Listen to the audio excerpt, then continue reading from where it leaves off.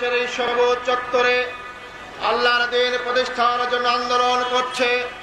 জামাত ইসলামের প্রতিষ্ঠা লগ্ন থেকে আমরা এই দেশে কোরআনের শাসন কায়েমের সংগ্রাম করছি।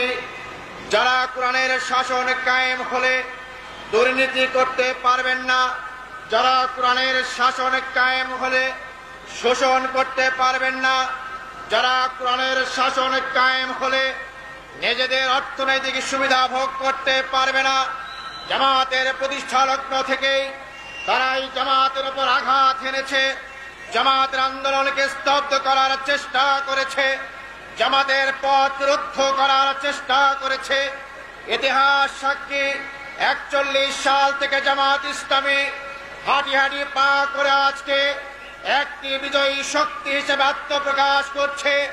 বিশ্বব্যাপী যেমন ইসলামের পুনর্জাগরণ সৃষ্টি হয়েছে, বাংলাদেশ পৃথিবীর দ্বিতীয় বৃহত্তম মুসলিম দেশ হিসাবে সকল মুসলিম বিশ্ব থেকে বিচ্ছিন্ন হয়ে আধিপত্যের পাশে এই বাংলাদেশের জমিনে আজ ইসলাম একটি বিজয়ী শক্তি হিসাবে আত্মপ্রকাশ করছে।